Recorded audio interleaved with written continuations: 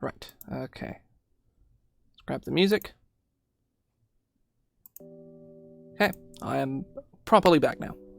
It took a little longer than expected, because I realised I should probably tweet about the fact that I was completely changing what I was doing. Well, I mean, I've done this several weeks in a row now, but you know what I mean, like, I'm now switching over to do the other thing. Kind of tweet. So I've done that now. Which means, this is what we're doing. You may have noticed that I changed the stream title probably about 5 minutes ago, but if you didn't, we're reworking Paladin. Because boy howdy do I hate Paladin. I hate the way base Paladin works, and I've had several debates with Joe about it, who's gone off to run a game now. And I've changed Paladin a fair amount in my home game as well. Main thing is that it's... I think I want to address my 3 core problems with Paladin before we get started. Also, I put this column in because why the fuck is it not there? Like, seems like a fucking no-brainer.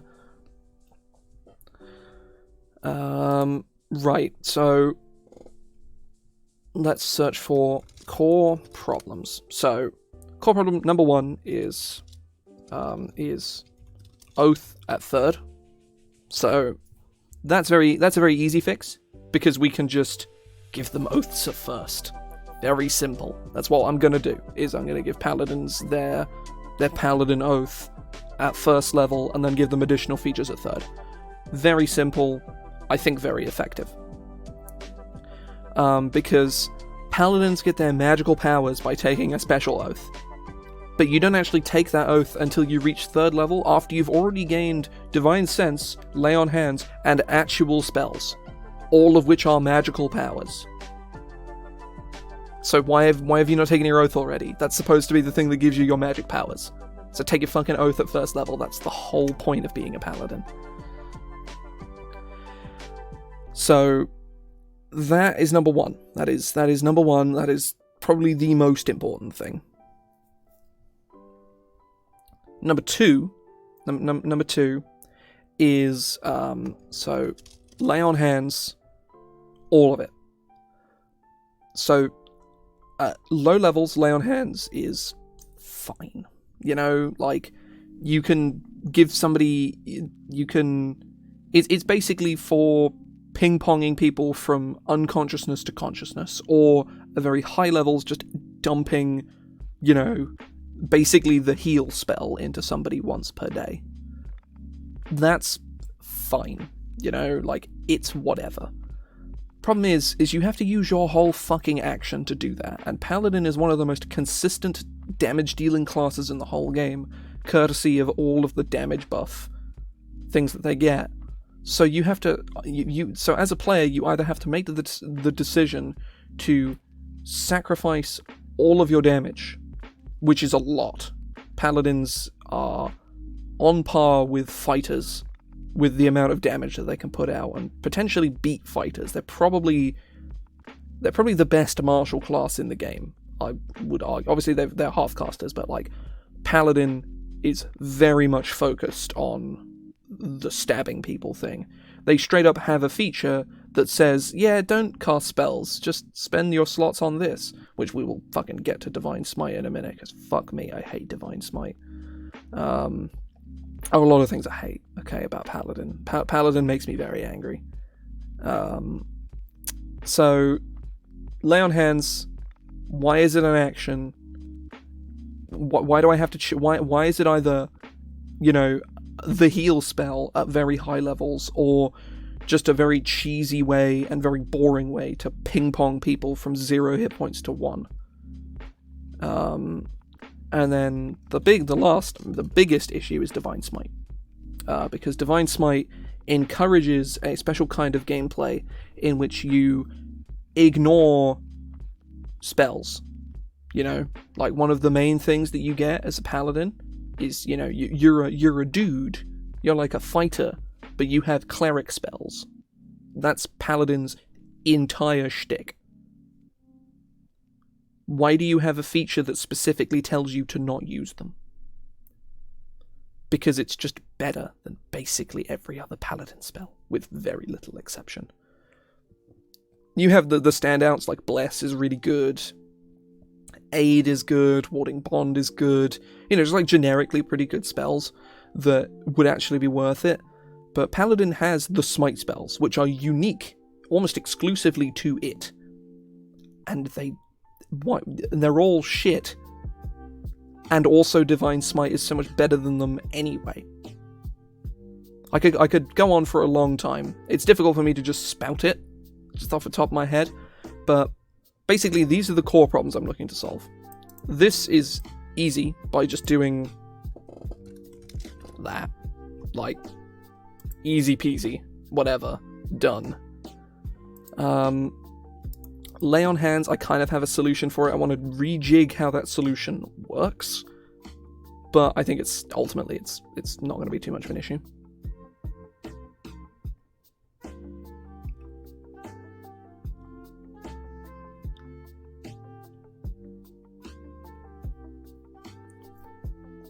So, fighting style, spell casting.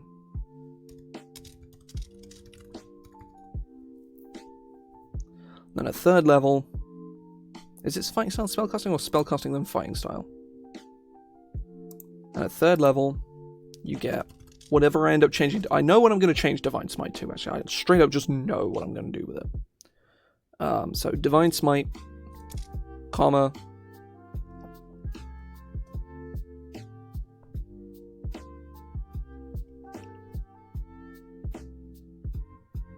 and then probably Divine Sense, because why give them Divine Sense at first level? It's never going to be useful. Divine Sense is not very good anyway, but it's especially not good when they get it at like first level, when all the stuff they're going to be fighting is like that's a zombie.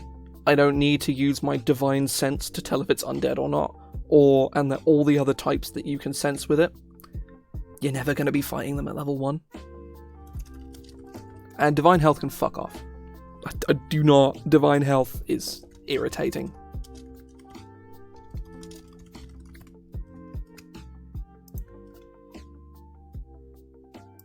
I'm just plugging in the ASIs, which I forgot to do.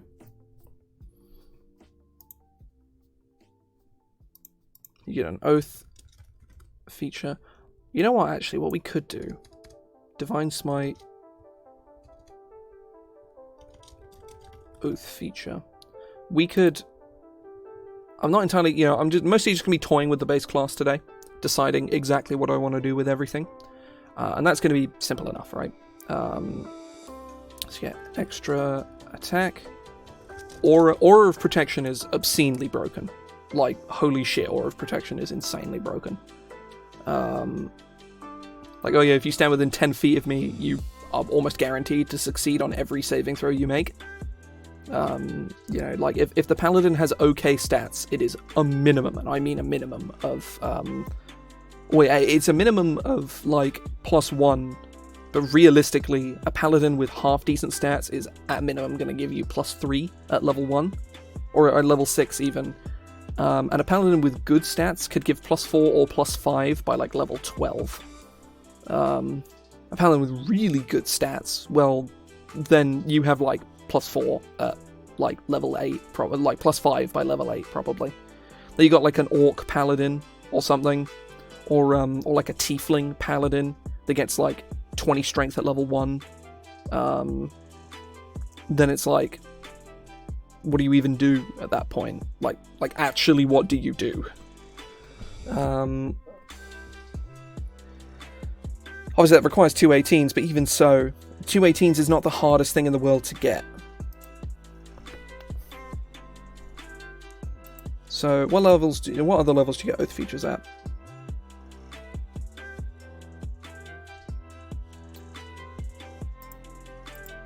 You don't get another one until 15th. And then obviously you get your 20th level Oath feature, which is always good fun. So I think something I definitely want to do is...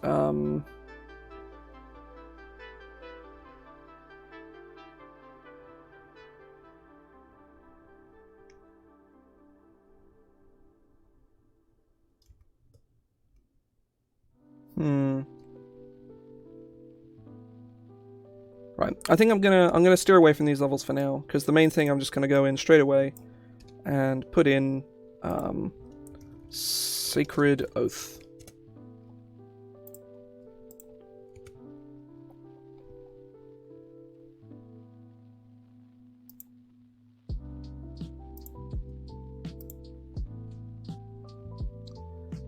Right, I need to get the fucking text for Sacred Oath.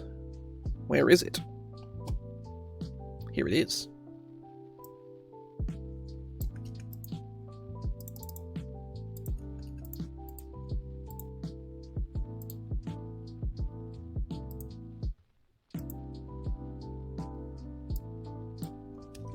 So, beginning at first level, you swear the oath that binds you as a paladin forever.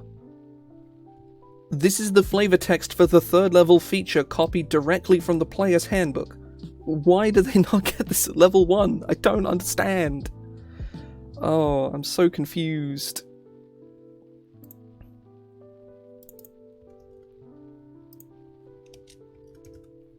Something I'm definitely considering doing is sticking another oath feature in at 10th or 11th. Whether I'm going to do that is another question entirely, but I'm seriously considering it. In fact, actually, no, fuck it, I am going to do it. Let's put one in at 11th.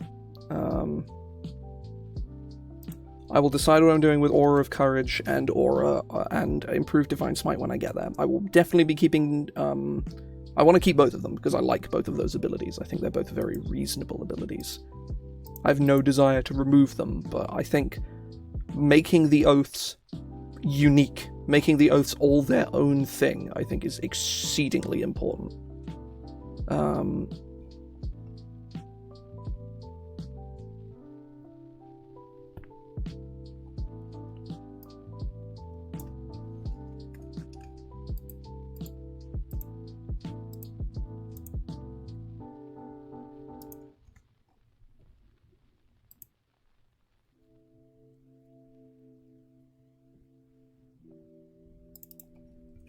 When you reach 3rd level, your oath allows you to channel divine energy to fuel.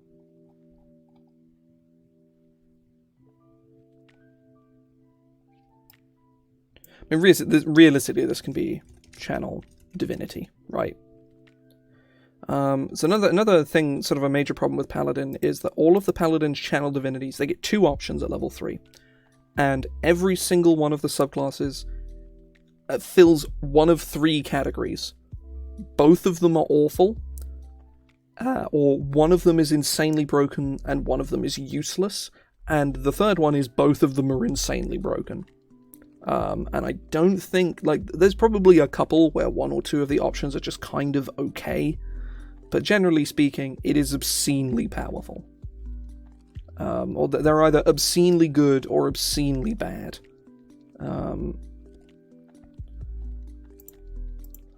So that's when you reach 3rd level.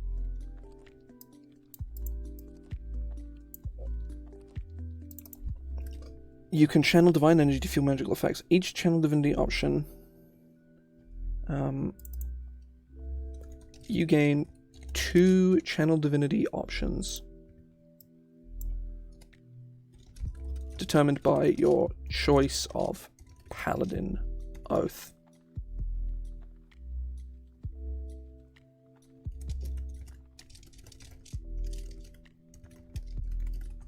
So I think keeping how channel divinity works is probably, you know, a bit more sort of, because we won't have to explain what channel divinity is and how it works every single time we list them. So I think just putting them here is a better play. So at level 1, we're also going to put Lay on Hands on here. So Lay on Hands, definitely still a level 1 ability. I think Lay on Hands is cool, and I like it a lot. But, like, conceptually, at least. So, also, at 1st level, your Blessed Touch can heal wounds.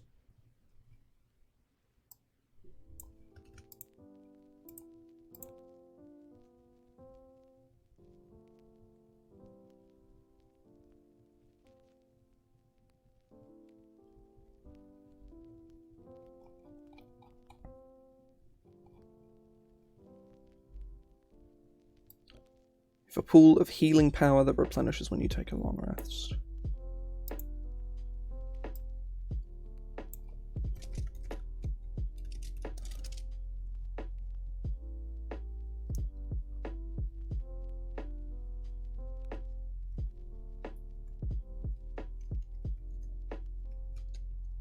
Right, I don't like the way it's worded. So, as a bonus action on your turn, you can touch a creature and draw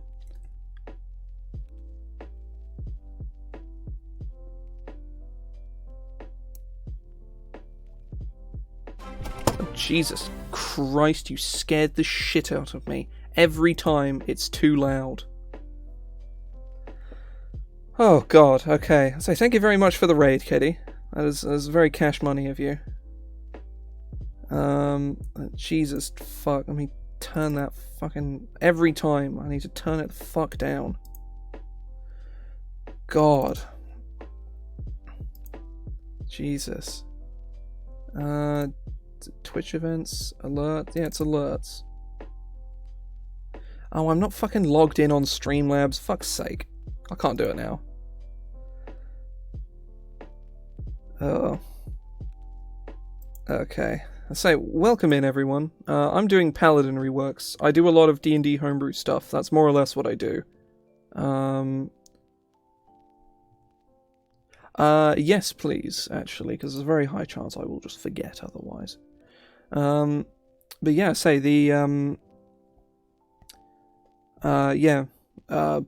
my name is on the screen somewhere, probably.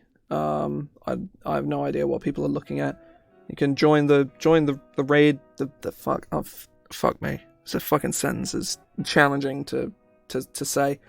You can join the raid, follow or whatever. You can do what you want. Like, I'm not in control of your life. I'm you know, I'm not gonna.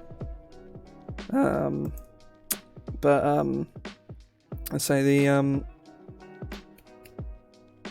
I don't do promos at all, ever. So I stream D&D and sometimes other games. So there you go. That's the promo. I'm done now. So thank you very much for the raid, though. Currently reworking Paladin. It's my least favorite. Well, arguably my least favorite class in the game because it annoys me. It very much annoys me. You can touch a creature and draw and expend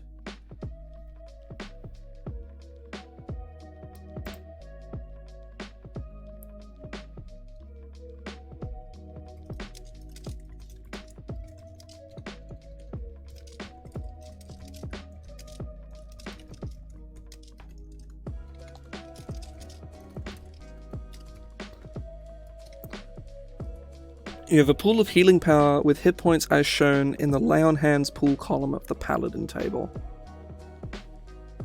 That works, I think.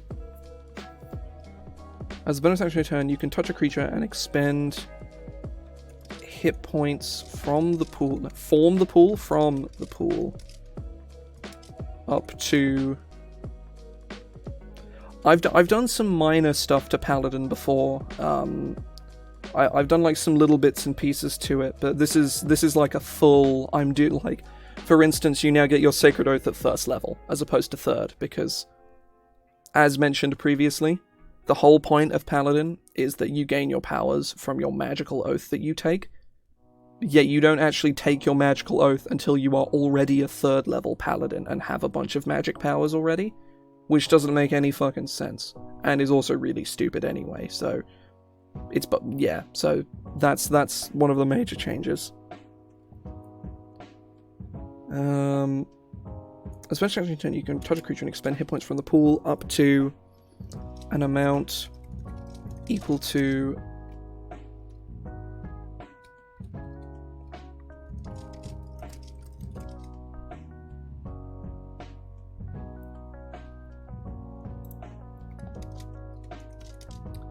up to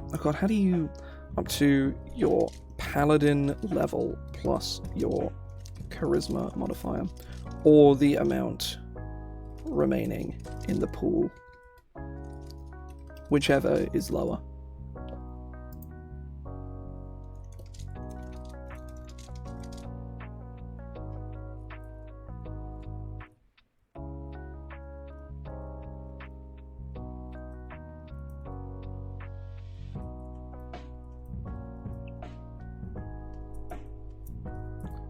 The target regains hit points equal to the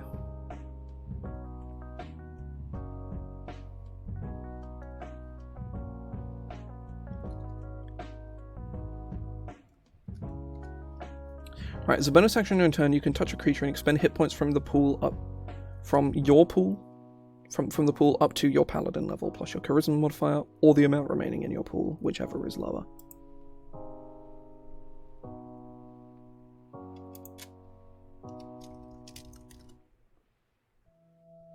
Yes, it's been a bit quiet, but it's been alright.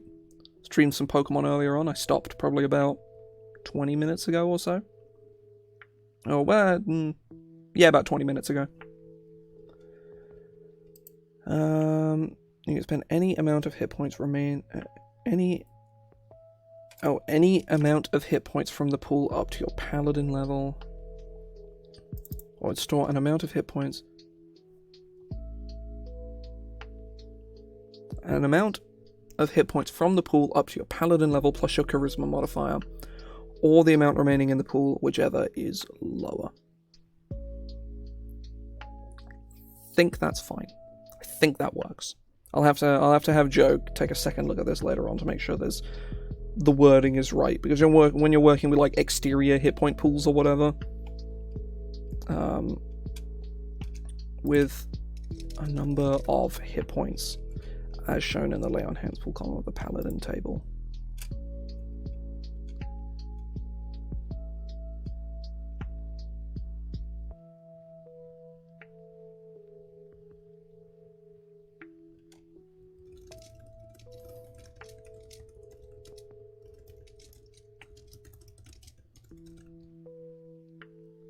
The target then regains that many hit points.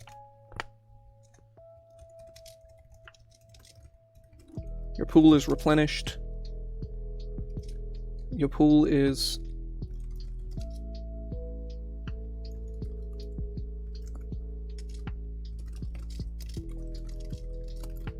completely replenished whenever you complete a long rest. Or your pool is okay, right.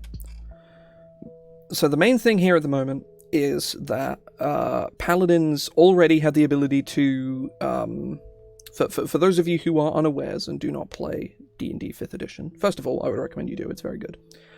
Second of all, obviously, you know, you're a dude, you have health, you have hit points. When you run out of hit points, you go unconscious and you start dying. Fairly simple concept.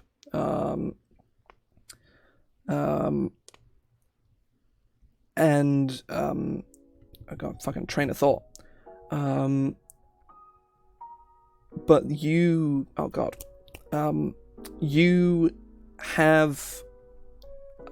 the same amount of effectiveness if you're at full health as you do at 1 health. So if you're, you know, at 0 hit points, you're unconscious and dying and you don't do anything on your turn. But you being on 1 hit point exactly, or you being on 100 hit points, are functionally the same thing. They don't mean anything. You're still just as powerful. So paladins can just spend 1 point from their pool and bring you up to 1 hit point so you don't lose your turn. Explaining the action economy is probably not something that's A, very interesting, or B, really necessary to get my point across, but I think people sort of understand what I'm getting across, that, you know, it doesn't matter if you're on 1 hit point or 100, as long as you have a turn and you're not unconscious, you're still going to be just as useful. Paladins are already very very, very good at that, and this makes them even better at it. So there needs to be some kind of tax for bringing a creature up from 0. And I think I know how I'm going to do that, but I'm not sure exactly how. And something like a Troop Master. I'm not 100% certain, like,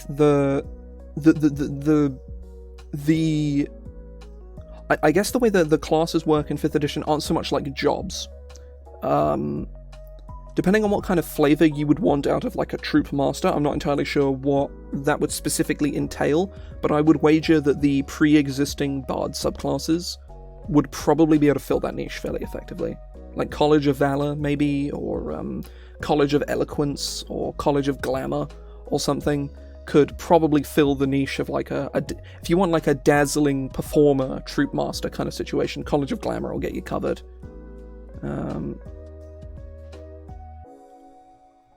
I'm not sure what that is, but if you're talking about, like, parades and big dazzling displays, then College of Glamour has you covered. And if you want, like, a leader, then College, like, if you want to be like a dude with a sword that leads the charge, College of Valor or College of Swords are both very effective for that. I know College of Swords is slightly better than College of Valor, but I know College of Swords is, like, very capable of being, like, a DPS class, and College of Valor is less effective at that, I think. I'm not 100% certain, to be perfectly honest. I've not played a Bard. I'm not really engaged with Bard all that much, so... but yeah, I can say that, depending on the flavor of, like, a leader or Troop Master, any of the Bard subclasses that already exist, you could probably spin into that. Except maybe Whispers. College of Whispers is very expressly spooky evil Bard.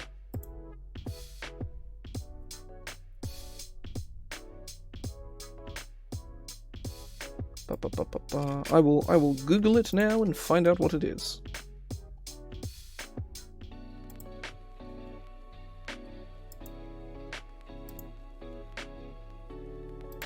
Oh, so like a parade ceremony, okay. Kind of neat.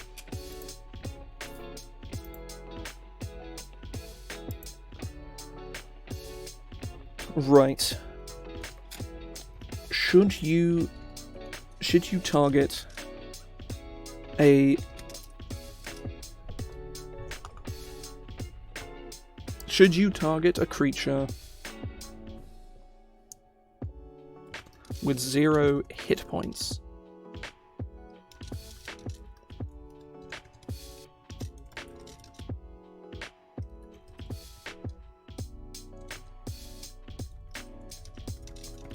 That is unconscious or prone, using... should you target a creature with 0 hit points with this feature, you must expend your action rather than your bonus action to do so. Okay.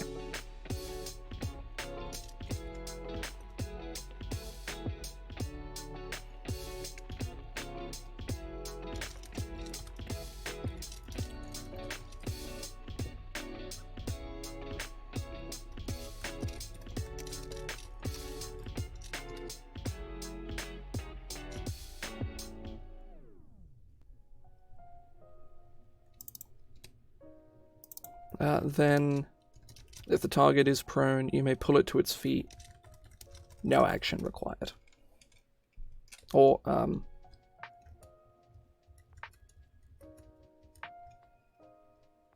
yeah, okay. Lay on Hands is now way less text. I mean, let me just double check that, because I think... Yeah, Lay on Hands is less text. Just straight up, it's just less text now. I know Lay on Hands in base does remove diseases, but again, magical diseases, why are there, like, 2nd level spells that cure every disease known to man? Why is that a thing? Why can a paladin, like a 10th level paladin, just go around and just boop people and just cure a whole village of cholera? I mean, maybe a 10th level paladin should actually be able to do that, to be fair. But a 1st level paladin? Nah, I don't think so. I don't think a 1st level paladin should be capable of just just flicking somebody on, just doing one of these and just like, bam, you don't have cholera and dysentery anymore. Good for you. And then they just turn around and leave. That seems just obscene to me. Undead and constructs. Should be constructs and undead. But lay on hands is cool now. That's actually really clean. It's improving the power of the feature.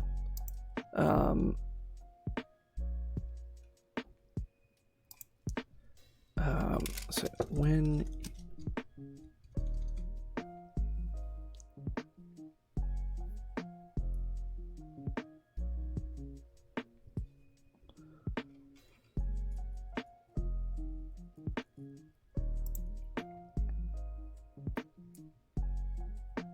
So yeah, now getting somebody up from 0 is not just the easiest thing in the world.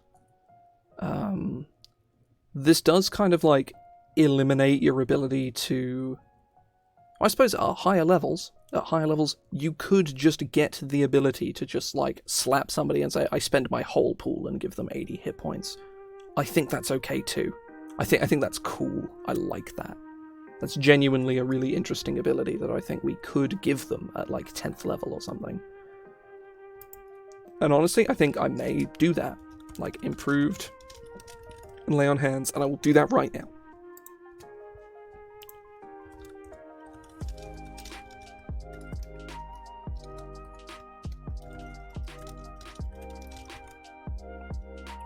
Oh.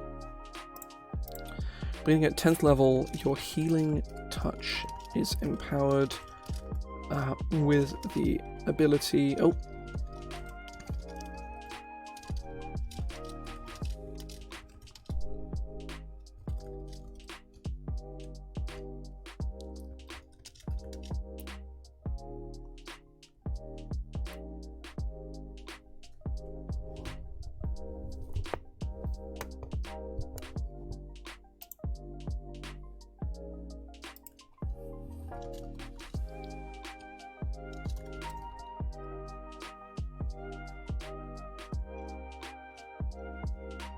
Fool.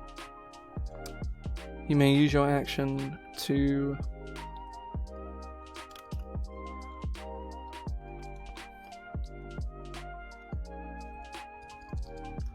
as an action on your turn, you may touch a creature, expending any number of hit points from your lay on hands pool.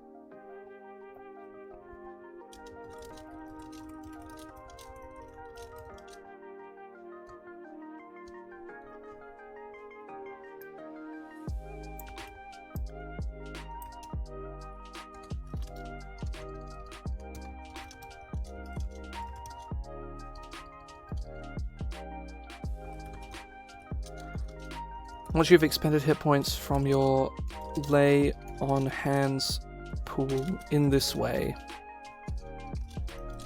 you cannot do so again until you complete a short or long rest. It could just be called like lay on life.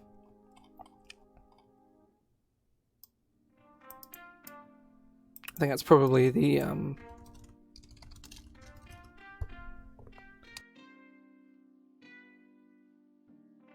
Oh.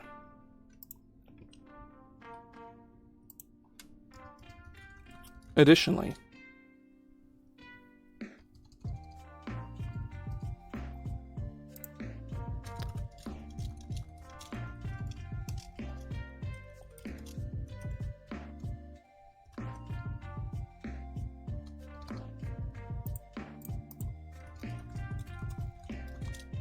oh.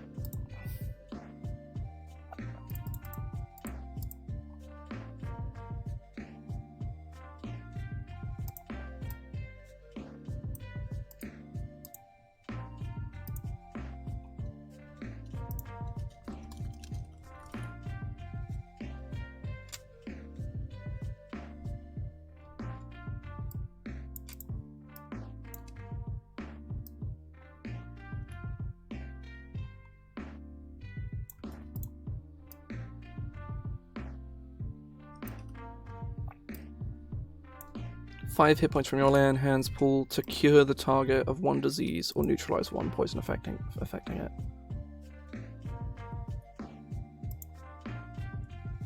Okay.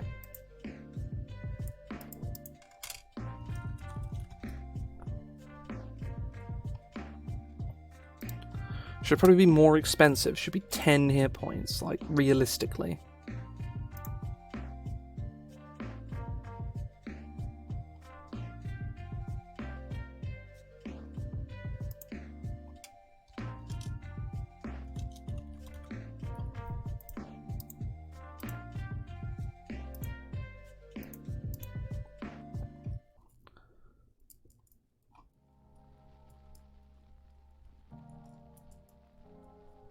Okay, right.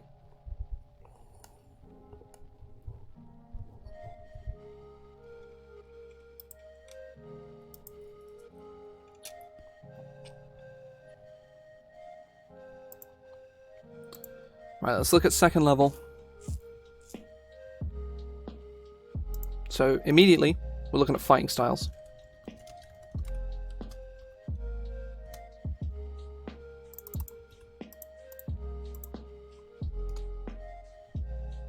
So, potentially spicy, Paladin should get 2-weapon fighting, because that's cool. Why not give Paladins 2-weapon fighting? 2-weapon fighting is bad anyway. Just let them have it. You know?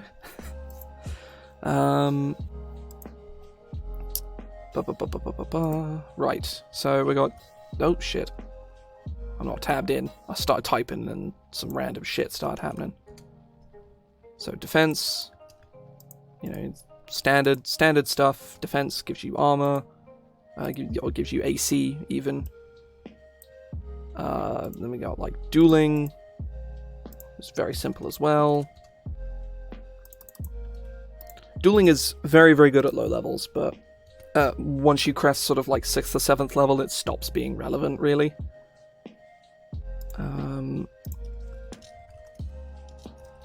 Great weapon fighting.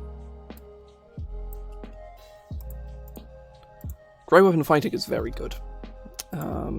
Protection, on the other hand, is very, very bad.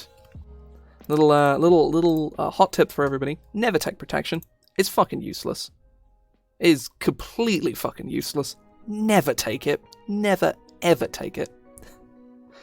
There are almost no instances where it is good in any capacity, so don't take it. Right, I need to look at 2-weapon fighting. Oh, scooching in a bit.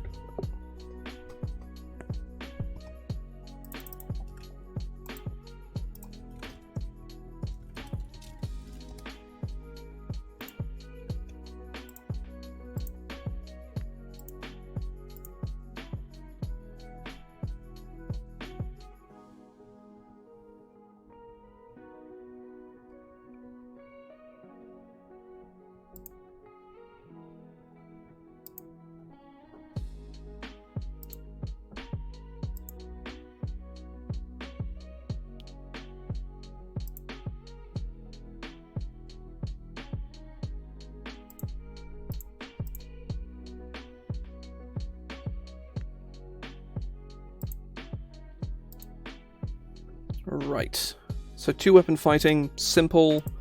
Spellcasting, much the same.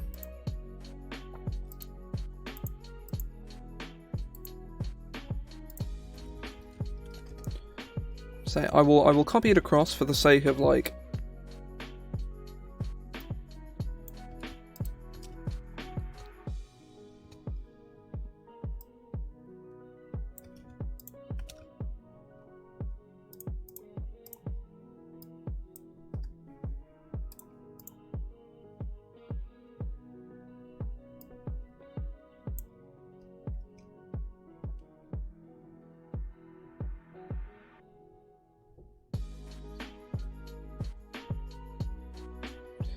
Oh, I love how they have to put this clause here, A, for clarity, and B, to say that, yeah, we've thrown Vancian magic in the garbage, because, fun fact, for those of you that don't know, in the older versions of D&D, I'm not sure if I think from 3rd edition and prior, the way you would prepare spells in D&D is, instead of having spell slots, you would say, okay, today I am going to prepare 2 fireballs and 2 misty steps, and you had a set number of spells you could prepare of like a combined level. So, you know, if you only prepared 1 misty step on a day, once you cast misty step, it doesn't fucking matter how many other 2nd level spells you have available. You've cast your misty step for the day. You don't get another one. And it's cool. The flavor is you commit a spell to memory, and once you've cast the spell leaves your mind, but it's taken from a book. It's taken from books by Jack Vance, hence the name. It is cool. It's very cool, but it's very much grounded in a series of novels that were released in like the 60s. Is kind of the main problem, is that it's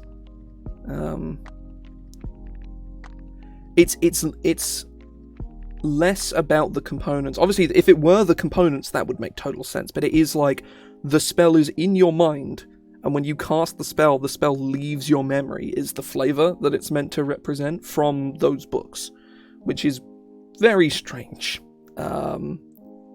It's somewhat antiquated, but it's very cool. I think it's not something I would...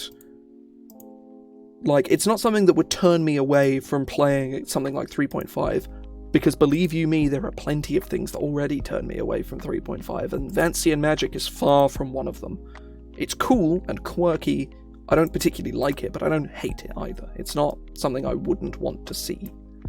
I wouldn't be annoyed if I was playing in like a Homebrew 5e game and they were like, yeah, we use Vancian Magic in this game, and I'm like, I wouldn't like it, but I wouldn't not want to play in the game because of the game used Vancian Magic, you know?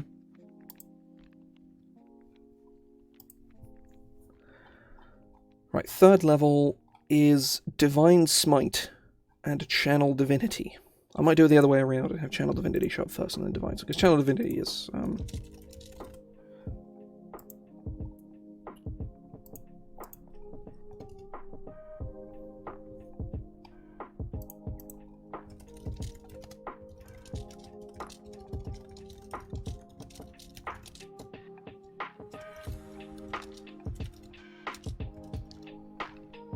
What is the...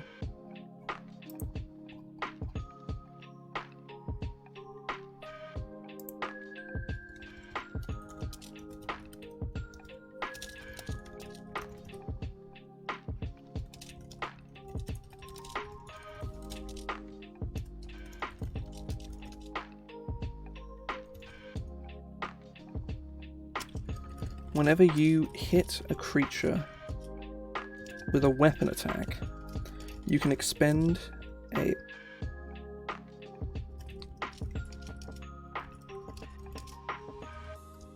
You can expend a spell slot and choose a spell you have prepared.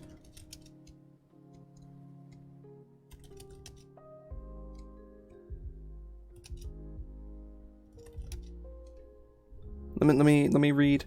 I will go over what the Smite tag means, because it is a homebrew thing. It's not something that's official to the game. But let me just go read Ritualist or something. No, not Ritualist. It's Book of Ancient Secrets.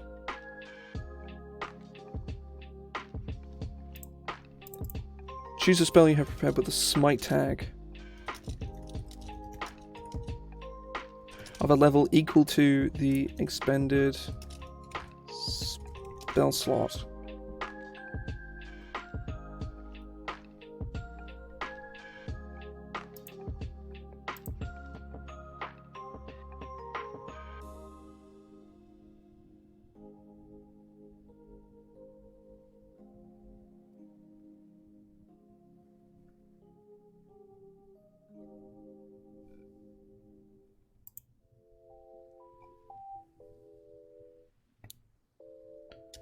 Your attack gains the benefit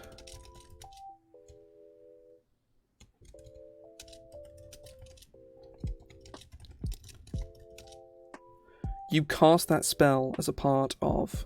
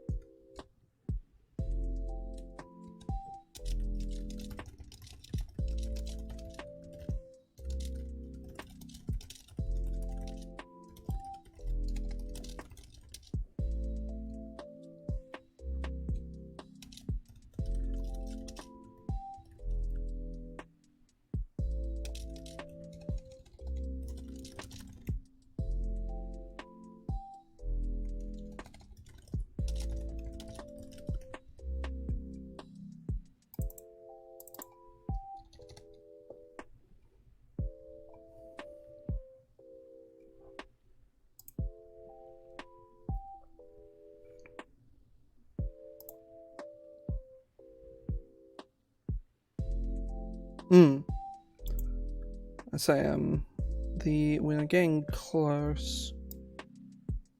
Hang on, let me... You may cast a spell with the Smite tag as a part of that attack.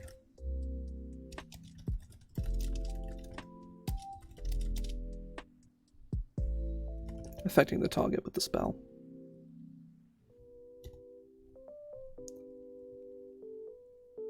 That's actually way cleaner than what I was writing. Probably because the Smite tag is very simple now.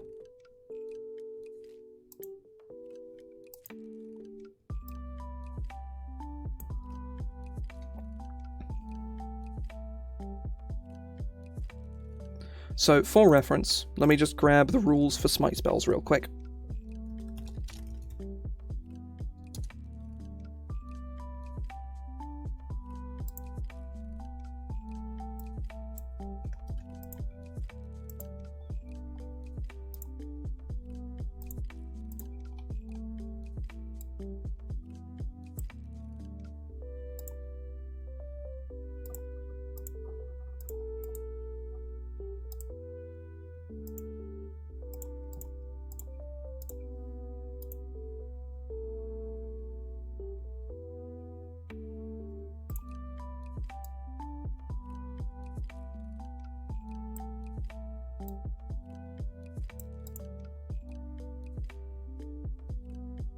Right.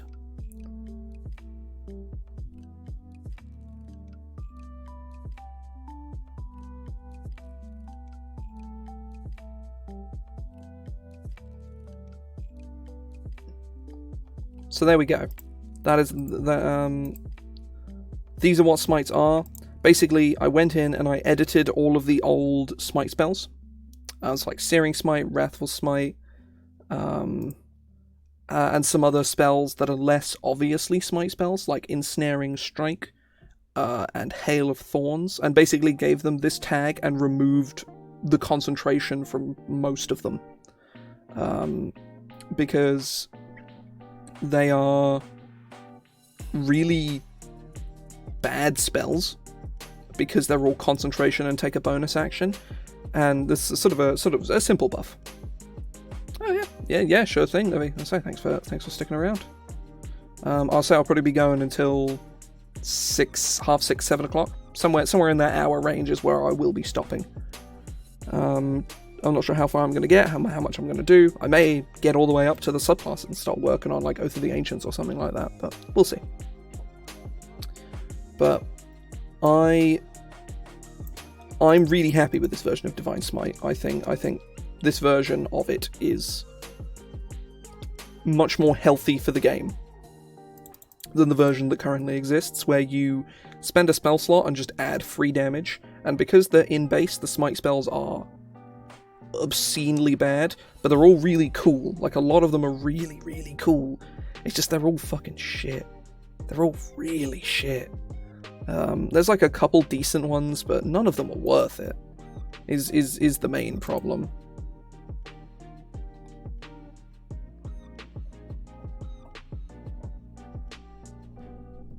Ugh.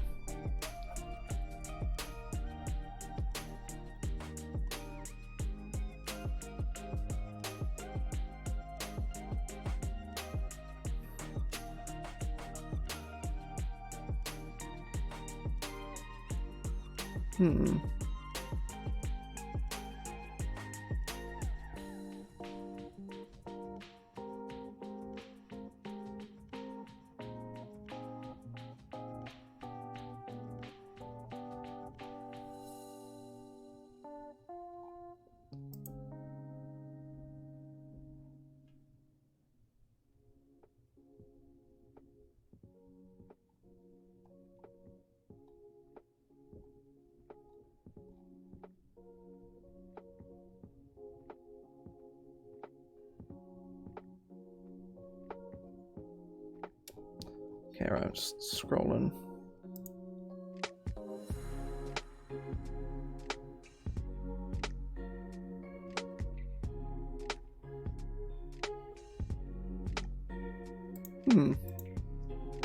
Okay. Right. Let me press onwards. I got sidetracked for a second there, but I am officially paying attention again. Right. ASI. I can just slap that in.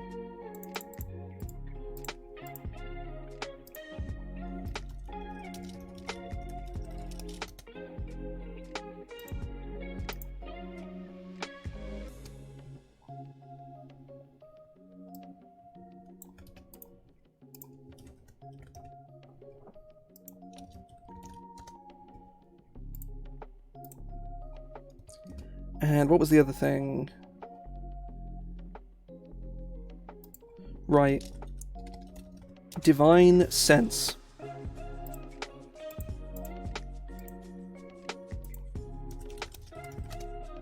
Let's make Divine Sense good, because Divine Sense is very, very bad. So let's make it good.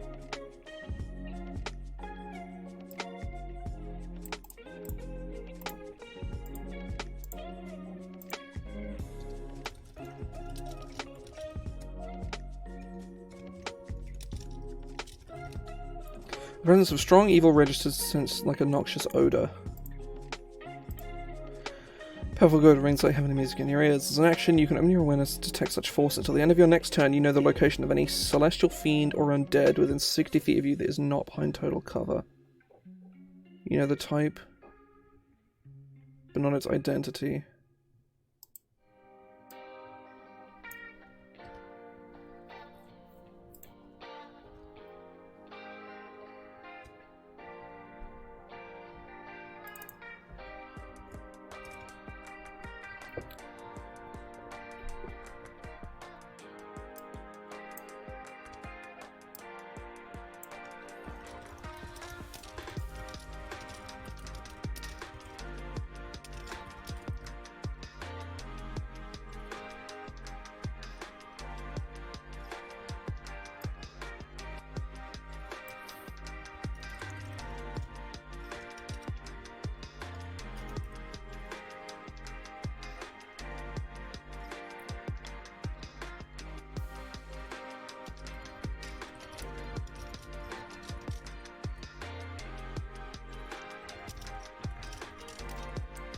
You know, of any... Okay, right, so aberration. Celestial, elemental, fey, fiend. What other otherworldly things are there? What are the other types? I feel like I'm missing one. I don't think I am, but I feel like I am. You know? Aberration, celestial, elemental, fey, fiend.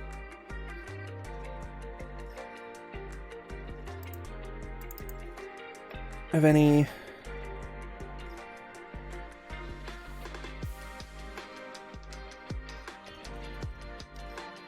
extra normal beings. So there we go.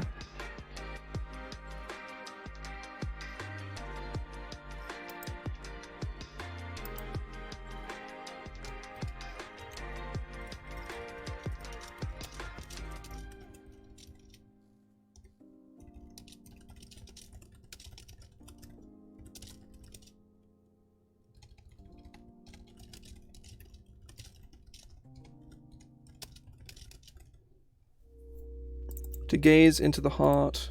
No, not A's, to gaze.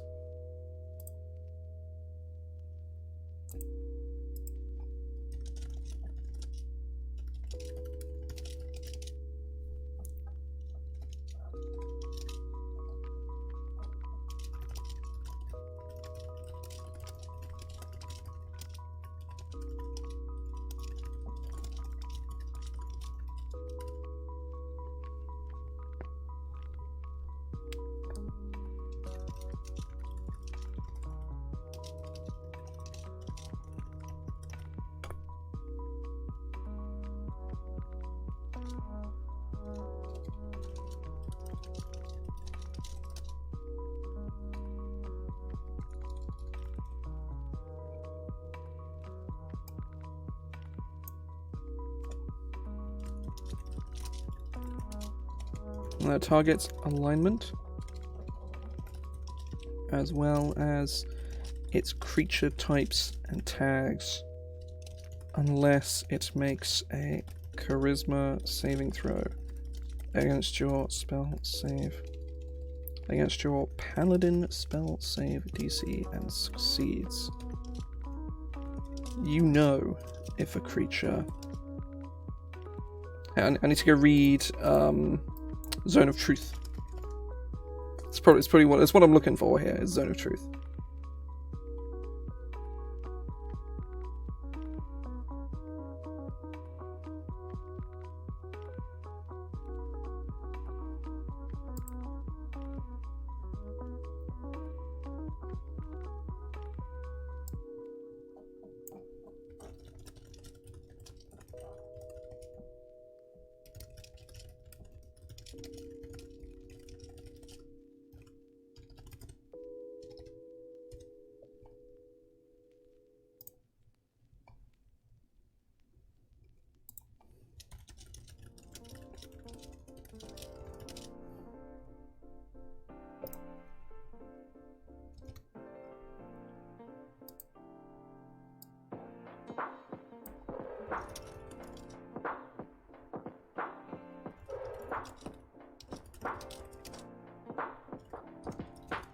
The target can see and sense your intrusion.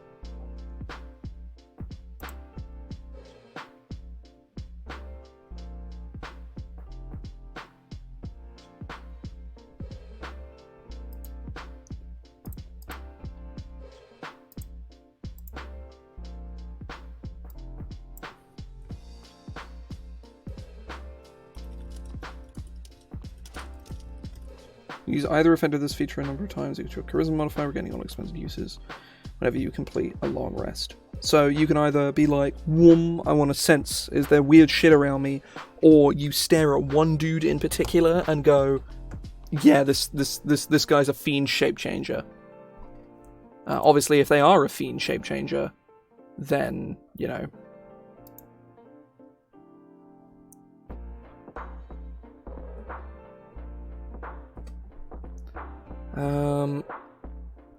I feel like this ability, I'm going to red text this ability because whilst it's very cool, it could be very abusable, especially getting it at level 5. But it is cool though. I like it a lot.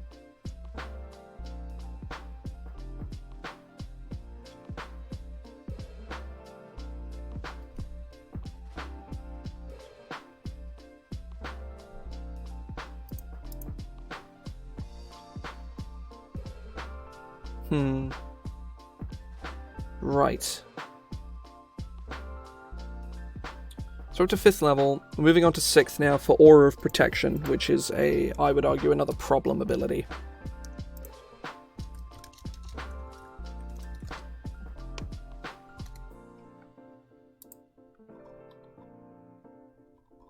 Gotta go find that M thing first. Here we go.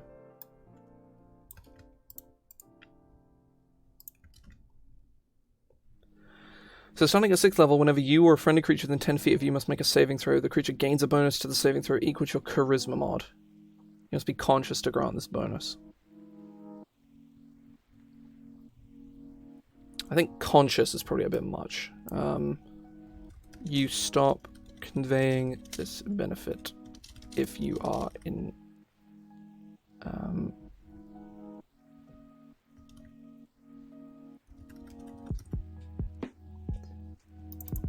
when you are incapacitated. So basically, everybody who stands within 10 feet of you gets between +3 and +5 to their roll. At level 6, it's realistically going to be +3 or +4. But +3 or +4 to multiple creatures, including yourself, on all saving throws. So basically, you always, 100% of the time, always have a minimum of like +3 to all your saves, which is obscene.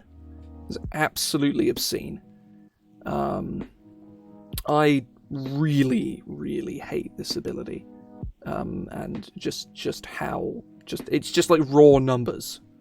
And Paladins get so many abilities like this, where it's just like, oh yeah, here's just this. It's just, you know, I don't know. It really fucking annoys me.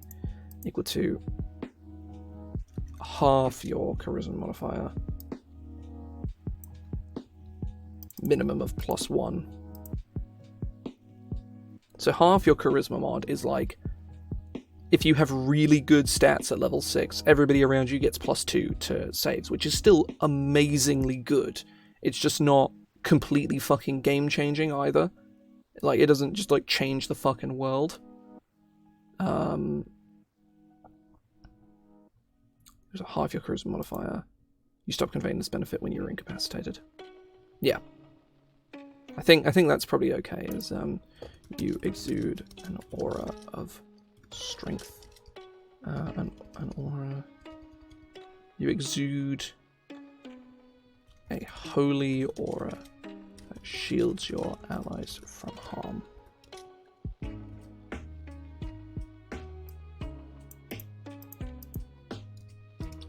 Seventh level is a blank level, as is 8th. Well, for new features. Oh no, 7th is an oath feature. 9th is blank level, as is 13th. So next one to look at is 10th level. So we have Lay on Life, and the 10th level Pally features the 10th level Pally feature is Aura of Courage. And I think Aura of Courage is it's a very good ability, but it's I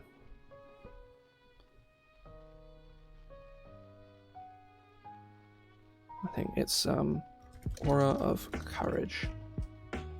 Also at 10th level, your Holy Aura instills your allies with the will to fight. Creatures within the radius of your aura of protection cannot be frightened.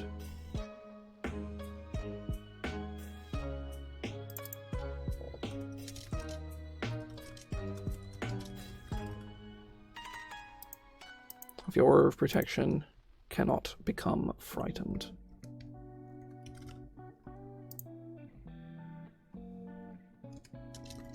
And any frightened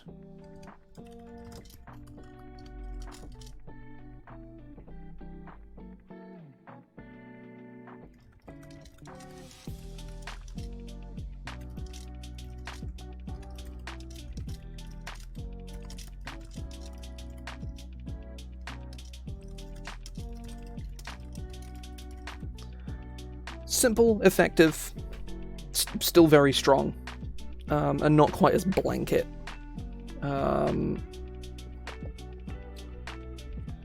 Right.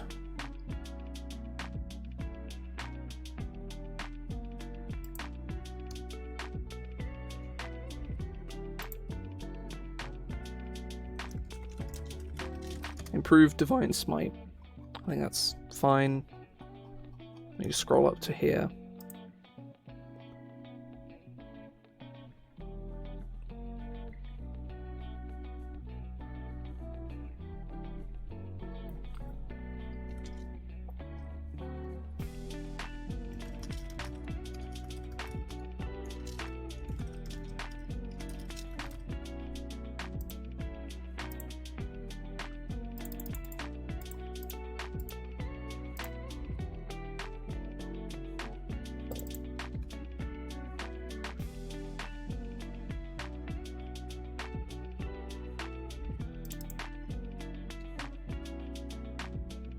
I think limiting paladins to melee kind of blows. Like, obviously ranged builds are always going to be better than melee builds, but because I suppose limiting the paladin's power to melee, I think is probably actually probably a bit more. Yeah, no, I might go down that route. As much as I don't particularly like limiting classes to ranged or to melee, I think in this particular instance, making ranged even better than it already is not something the game needs. Ranged is already just like infinitely better than melee in basically every given scenario. Cleansing Touch is straight up one of my favorite abilities in the game, and I love it. I think it's super awesome.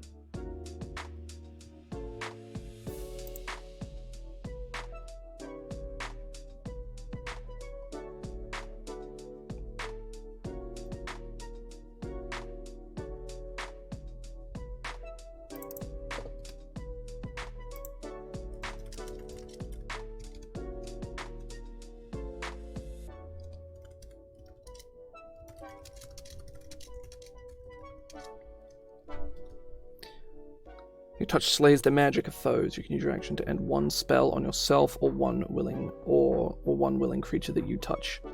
So your friend is currently like, I'm trying to actually think of like what a good what a good effect to kill with this effect is. It's very niche. I think is potentially an issue, but it is really cool. It's really cool. What do Pallies get at 18th? Absolutely dick. Like, absolute dick. They don't get fucking anything. They get their aura improvements, which is like, okay, cool. I mean, well, I suppose it's substantial enough to warrant fine or whatever. It's fucking boring, but fine, I guess. I think Cleansing Touch is straight up the last feature that base Paladin gets, in that case. Huh, wow, yeah it is. That's like the base class done in the space of like an hour, which is honestly really funny. Which means, A, this can be a bit of a shorter stream than usual, because I am very tired, and yeah, I'm just really tired.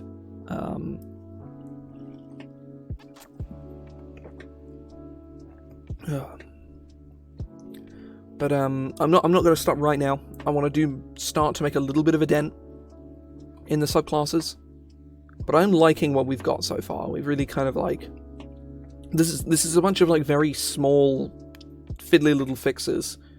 It'll be reworking the subclasses. Is actually going to be a lot of work, and I'm looking forward to it. Should be fun.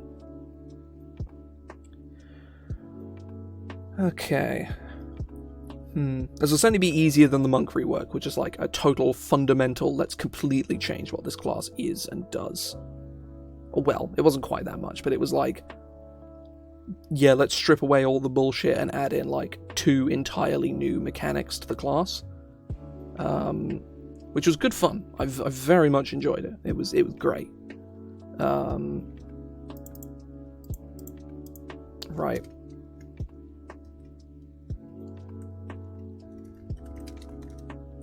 Sacred Oaths.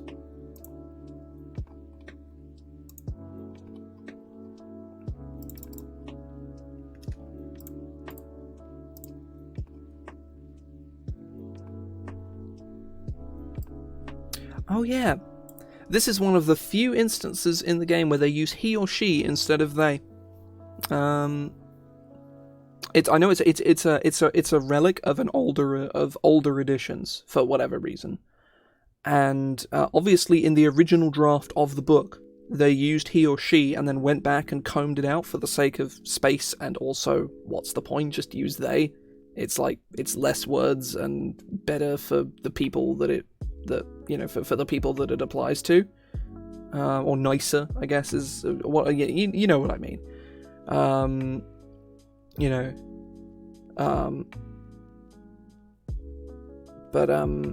Yeah, this is one of the few places in the PHB where they either forgot or for whatever reason made the conscientious decision to keep it in. Presumably they just forgot.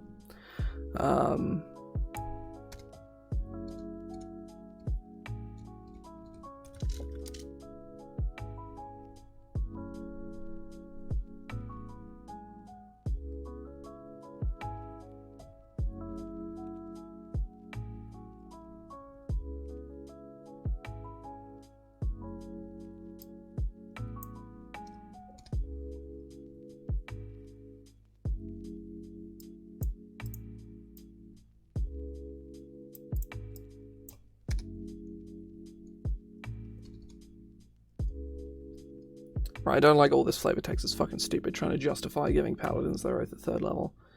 This oath is a binding series of tenets and beliefs the paladin must uphold to maintain their magical abilities.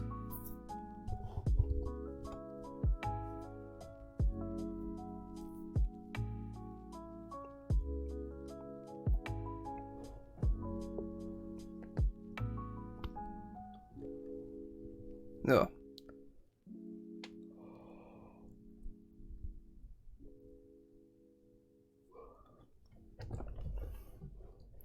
Their divine power. Right. So the first Pali oath is Oath of the Ancients, which is distinctly the best one. It is very, very distinctly one of the best ones. Certainly in the PH... Oh, well, no. Actually, that's not true. That's not true, actually. The ones in the PHP are actually all really good. I think Oath of Devotion is probably the worst of the 3. But Oath of Vengeance is very, very good, and Oath of the Ancients is very overpowered. It has a very busted ability that it gets at like level 7, which we'll get to fairly swiftly, I should imagine. Oath of the Ancients. Oh. The Oath of the Ancients is as old as the race of elves and the rituals of the druids, sometimes called Fey Knights, Green Knights, or Horn Knights. Paladins who swear this oath cast their lot with the side of the light in the cosmic struggle against darkness, because they love the beautiful and life-giving things in the world, not necessarily because they believe in principles of honor, courage, or justice. They adorn their armor and clothing with images of growing things, leaves, antlers, or flowers to reflect their commitments to preserving life and light in the world. So basically, they care about nature. They care about, they care about protecting nature and the balance. Livy, who is eating food at the moment, is playing was playing a fighter that multi-classed into Paladin and has since taken up is a 3rd level Paladin and has taken up the Oath of the Ancients. So the Oath of the Ancients gets tenets. So all of the oaths get tenets, and the tenets are super fucking awesome. Problem is, no one fucking reads them. Ever. No one... I cannot think of a single person who has ever played a Paladin, myself included, who has ever, even once, read the tenets. Like, obviously, you can talk with your DM and change your tenets, but the idea of being a Paladin is Paladin is meant to be as flavorful as Warlock, right? Warlock is you have a pact with a living being, right? You have an entity that is your patron. It gives you your magic, and you have to appease your patron. Otherwise, your patron gets real fucked off with you. The Paladin oaths are much the same. You have to follow your tenets, your beliefs, whatever oath you swore. If you go against your oath in some direct and obvious fashion, you stop being a Paladin. Unless you go out and take an entirely new oath. Like, that's huge. That's like a huge thing that can and that can happen. But 5th edition is like the Paladin in the book, which is buried under a pile, so I can't lift it up to sort of further to punctuate my point by holding up the PHB, because it's under a big pile and I can't really be asked to fish it out, to be honest. It doesn't account for that in any way, so I think something that we are going to need to do is create another one of these sidebars. And that's something before we even start reading and like changing and adding things to the Oath of the Ancients, we can do oaths and tenets. Each sacred oath comes with a series of 3 to 4 tenets. These are divine commandments that your paladin must subscribe to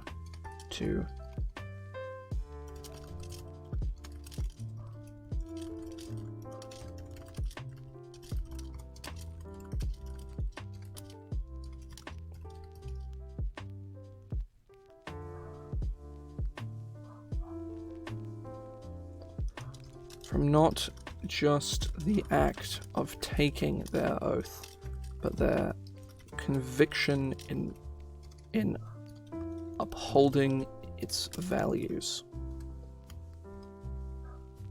It's a fucking dog barking outside. A paladin that directly and purposefully violates the tenets of their oath, usually to take the usually for their own personal gain, or to take the easy route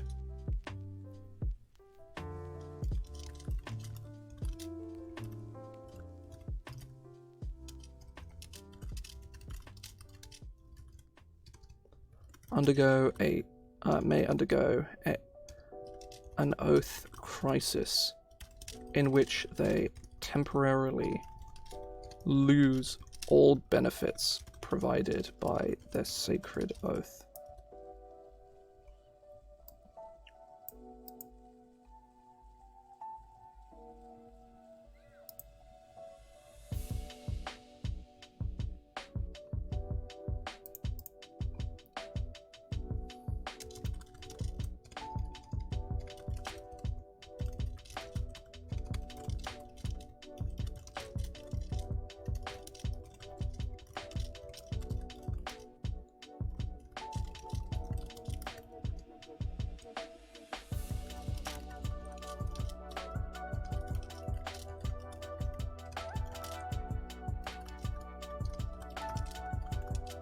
As described later.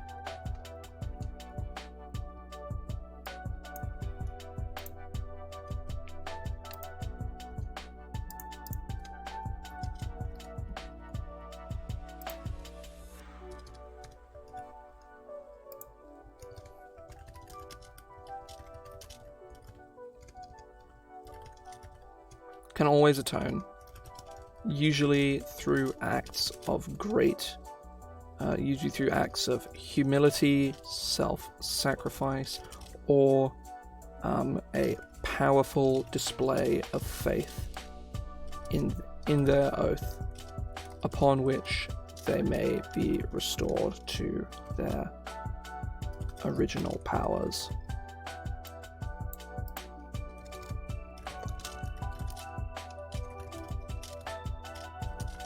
Be sure to set expectations with your DM about your oath, changing them if you choose, or optional rule.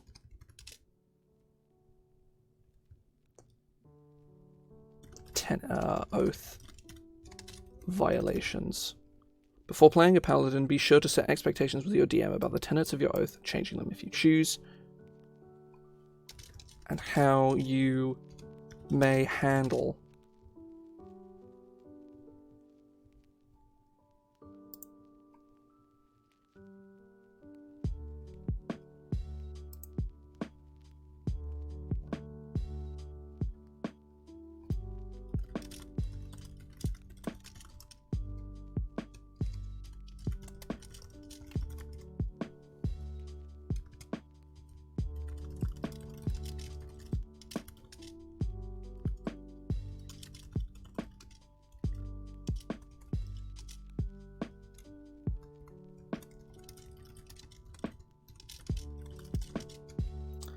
alternatively,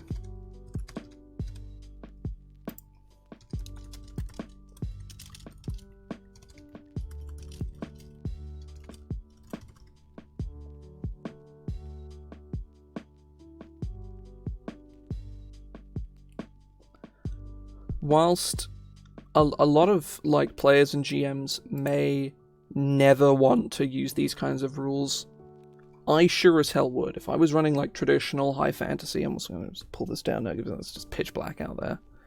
And somebody was playing like an Oath of Devotion's Paladin. Obviously, I don't really have any murder hobo-y players in my game.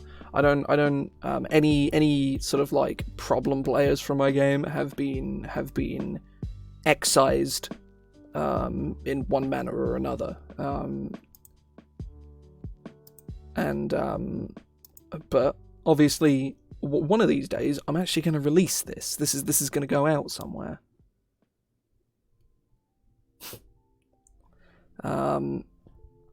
Say I'm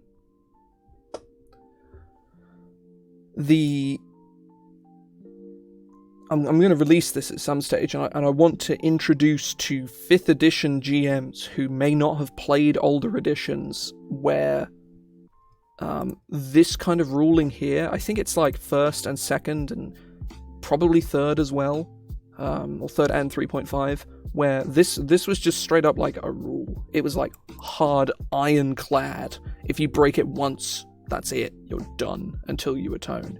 You also, paladins had to be lawful good, which was dumb as hell. I much prefer the you have a series of tenets that you can uphold in whatever manner you choose. About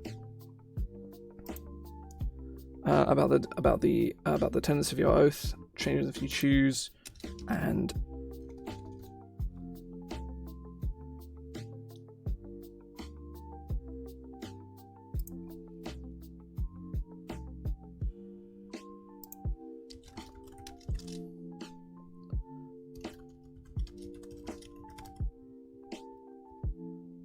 tenets are largely quite vague and often transcend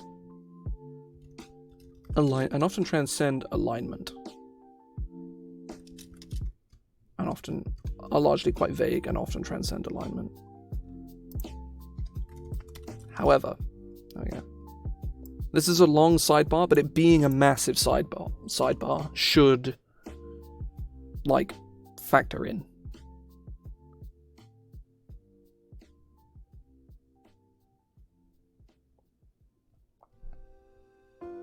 So, I think that is an important inclusion here.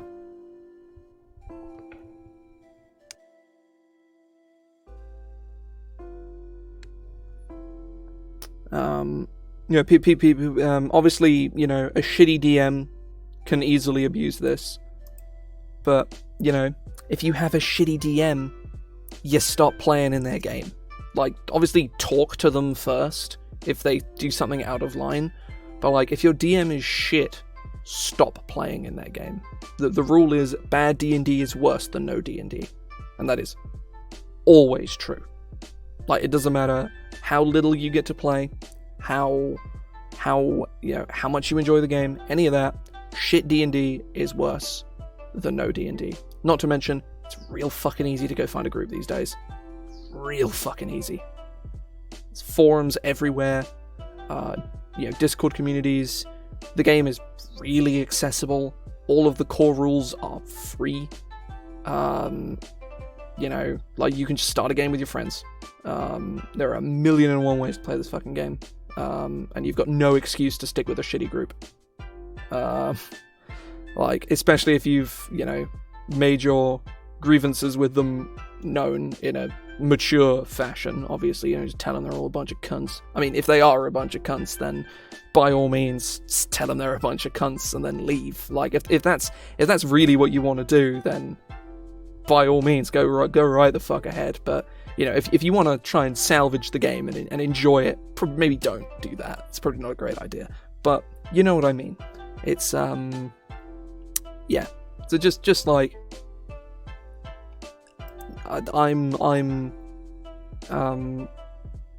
yeah, I say I've had as a forever DM, and like I've had a lot of awful experiences as a player, and I would say the experiences I've had as a player, the bad ones vastly outweigh the good ones. Because because I have very specific things I want out of the game as a player, which are very rarely provided, which means I don't have a great time. But it also comes into the fact that some DMs are just fucking awful. It's just kind of like that, and some DMs just GM in a way that you don't like. I think that's more common ultimately is people who play the game in a way that you don't like. Because no matter how shit a DM is, there's going to be somebody out there who's going to like playing in their game. I think is like, there are very few GMs on the planet who would be incapable of finding a full table of 4 to 6 players who enjoy their game. Like, I would put money on it that there is very few, if any, GMs where that is the case. Obviously, some have a very specific clientele that they're looking for, and are thereby very niche in their worth, I suppose. But even so, same rule applies. I have a lot of very specific ways I like to play the game, and a lot more that I don't.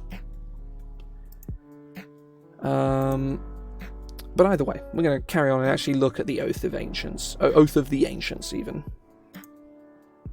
So the Oath of the Ancients, these are the tenets of the Ancients.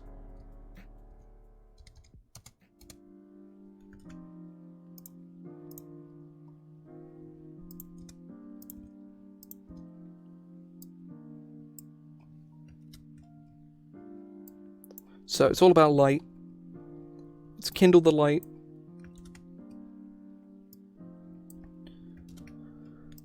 So, through your acts of mercy, kindness, and forgiveness, kindle the light of hope in the world, beating back despair.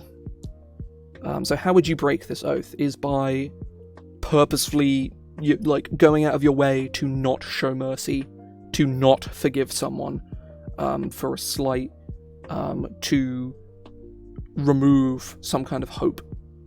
Shelter the light. Where there is good, beauty, love, and laughter in the world, stand against the wickedness that would swallow it. Where life flourishes, stand before the forces that would render it barren.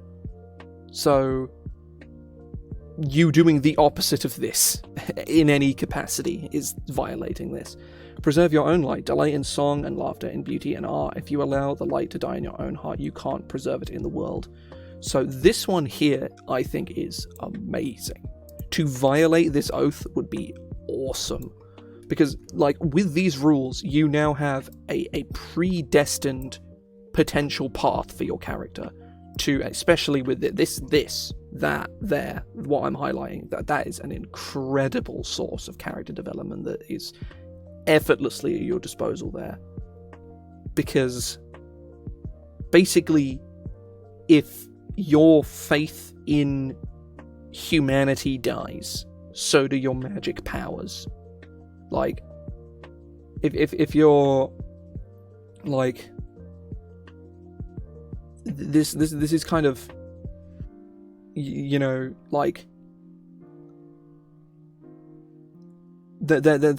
thinking of a paladin path where the paladin becomes exceedingly filled with despair because of whatever, a reason. I don't know what, but a reason. And in turn, the paladin's power starts to diminish. And, that furthers the despair, and they start to spiral, and then it's kind of it's no, you can be sad. You just need to not let it, devour your entire life. When your fucking Dungeons and Dragons paladin oath is has the capacity to teach you life lessons about yourself.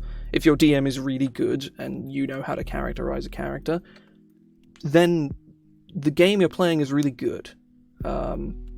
So it's good shit. I like this. So be the light, be a glorious beacon for all who live in despair. Let your light, the light of your joy and courage, shine forth with all your deeds. So basically, be a cool dude. Be a lad. So just don't be a mopey dickbag is basically what be the light is don't be a mopey twat. which, again, good life advice, you know? Right. Next one are oath spells.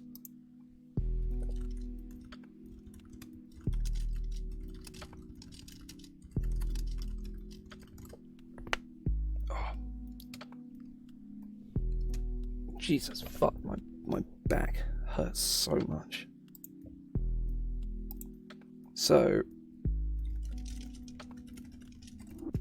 Oath of the Ancient Spells, I'm going to add a table, which is 6 deep. Paladin level 2nd, 5th, 9th, 13th, 17th. Spells. So this one seems to care a lot about light, yet does not give you any light. It gives you Moonbeam, correction, gives you Moonbeam. But it also gives you Ice Storm, for some reason. Don't ask why.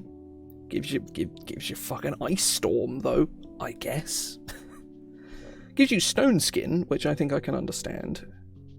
Gives you Commune with Nature as well, which is a cool one.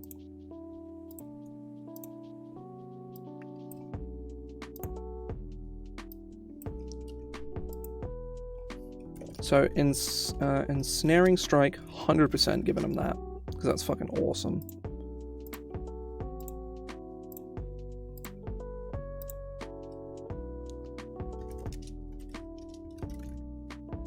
Speak with Animals.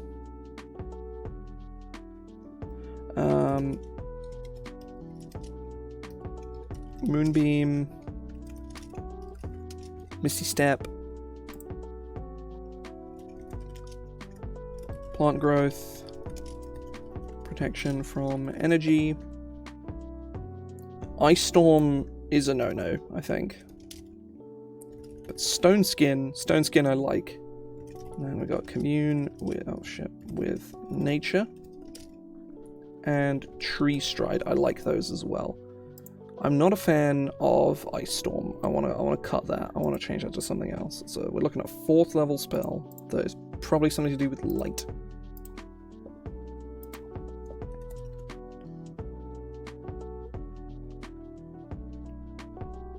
Guardian of Faith seems like a bit of a no-brainer there.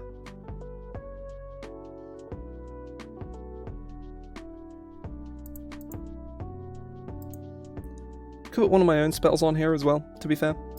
I think yeah, it's got to be Shining Force, right? Shining Force is kind of a no fucking brainer here.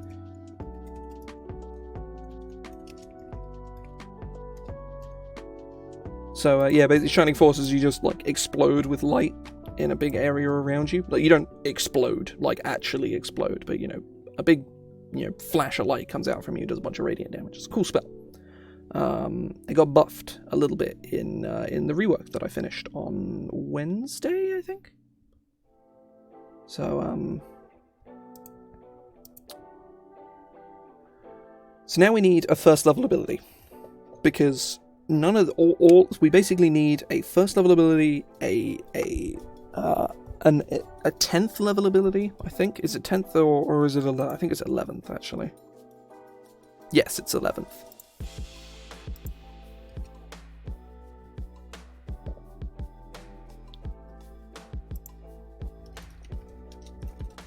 So Channel Divinity.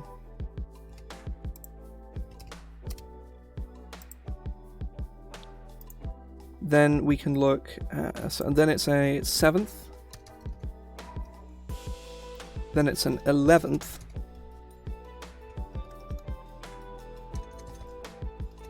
Then it's a 20th.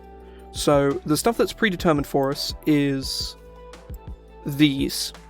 All of the subclasses, we need to come up with these, though. A 1st and an 11th. So that could be really challenging, could be really simple. Don't know.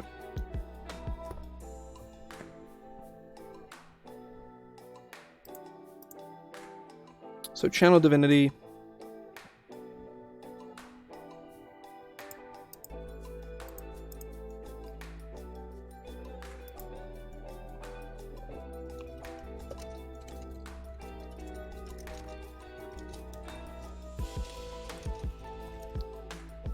going to channel...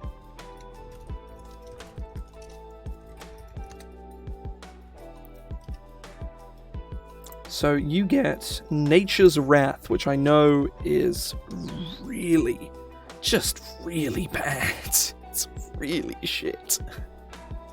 So actually, I think I'm gonna do one of these. Nature's Wrath.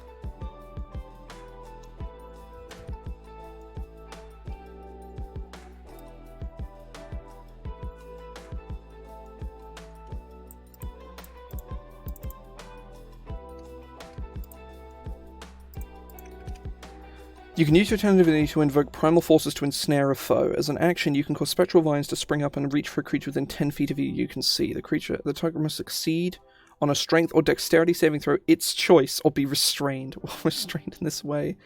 Oh my god, that's so bad. It's so awful.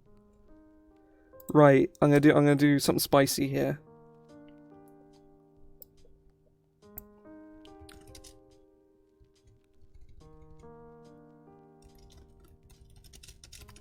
Restraining it for 1 minute.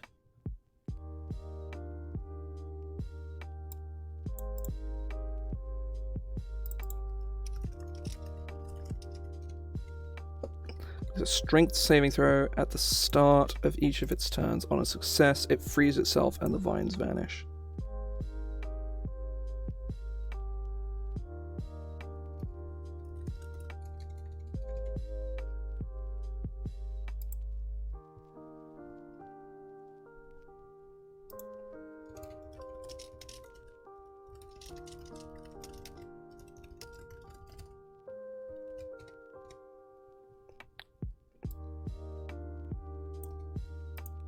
So there, you just use your channel divinity and you just point and click restrain somebody. Just instantaneously, it just works. And I think that's really strong as opposed to really not strong at all.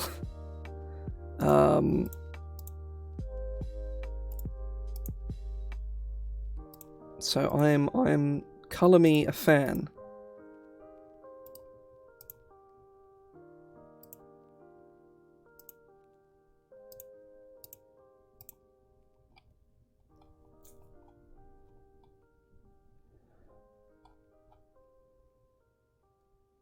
Okay. And it also makes a strength save as well. I think a strength or dexterity is probably...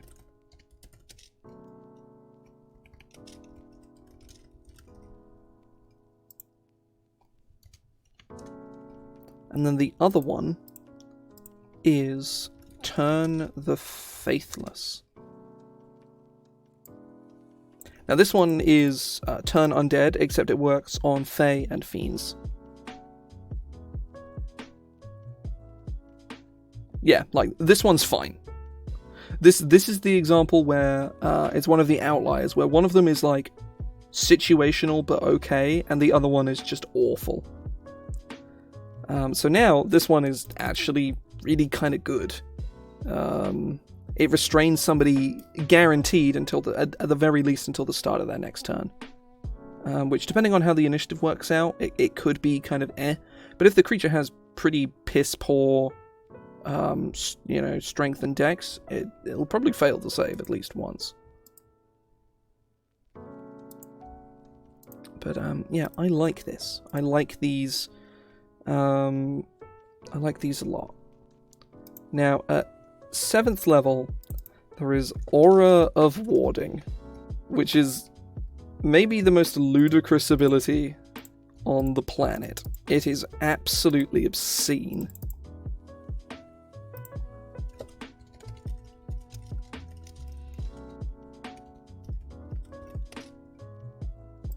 So, creatures within 10 feet of you have resistance to damage from spells. So yeah, the enemy casts Fireball, yeah, everyone takes half damage immediately. That's insane.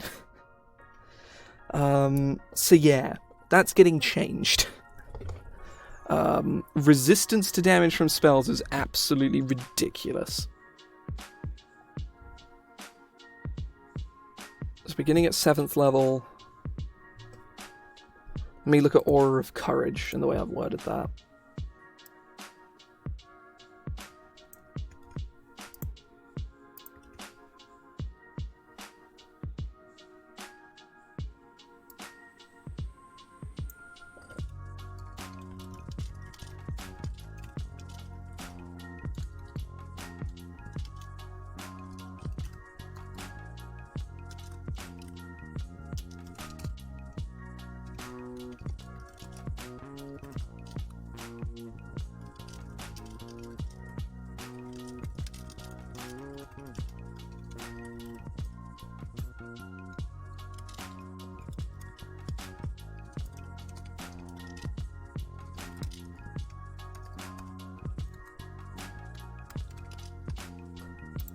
There. So, the Dark Pizza Realm. Is there a Light Pizza Realm? Like, color me interested. Is there a Light Pizza Realm? That sounds pretty good.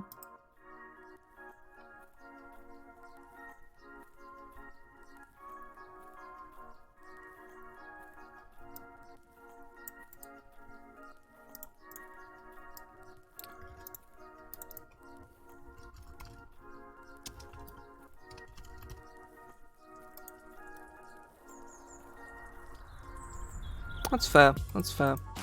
Oh, the Dark Pizza Realm is an oven pizza, isn't it? Yeah, it is the Dark Pizza Realm then, yeah. That is the Tartarus of pizza realms. Accursed food stuff. So, the 15th level feature for Oath of the Ancients, I'm gonna hop, skip, and jump back to 11th level, because that's cool. And it's also not that powerful of an ability. Yeah, if you drop to 0, you don't drop to 0, you drop to 1 instead, once per day, which is a very respectable ability. It's nothing particularly exciting, but it's not anything super crazy either. So, yeah, this is good fun. It's good fun.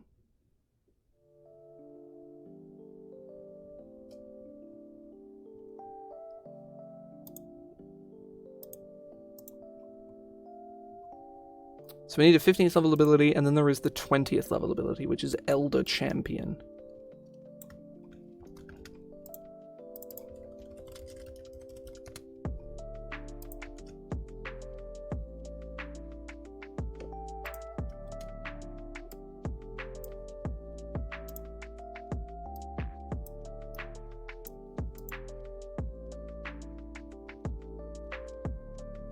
This is nuts.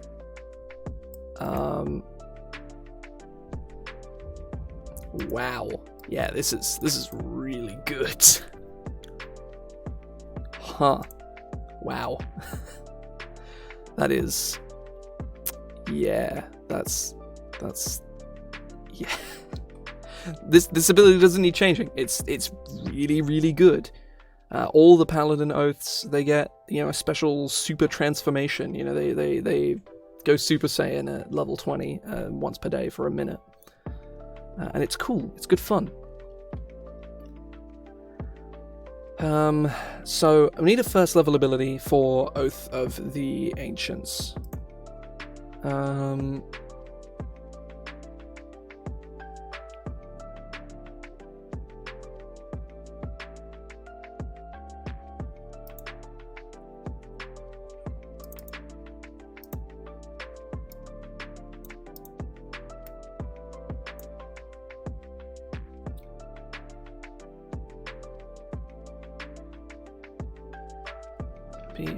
Touch of Regrowth.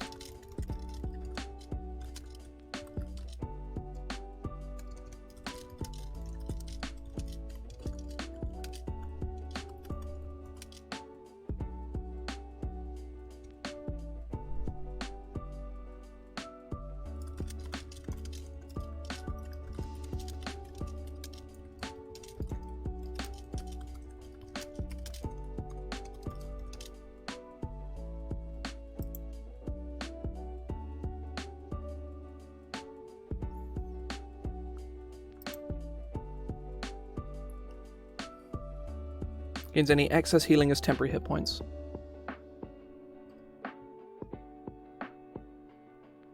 Simple, clean. So whilst...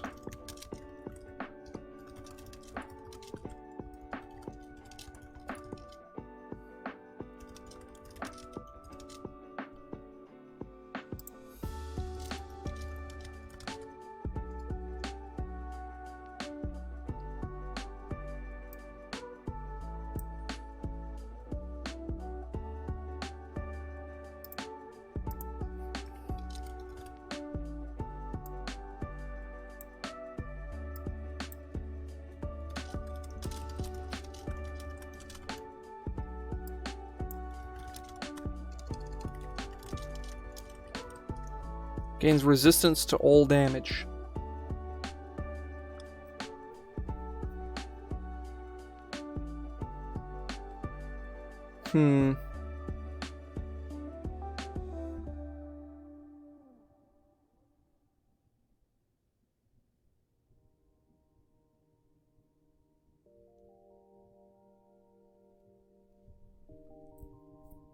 I kind of like this. So this, it's very, very strong. But it's really cool, so... Because you can just poke all your buddies before a fight and go, wait, no, it only lasts a round, so... Yeah, well, yeah, actually, then yeah, that's really reasonable. It's like a round, give somebody just a little jolt, and... Yeah, that... Wow, okay, yeah, that's actually really fucking good. Say somebody was unconscious, you use your action to bring them up, pull them to their feet, and you give them... Problem is, it's excess healing combined with temp.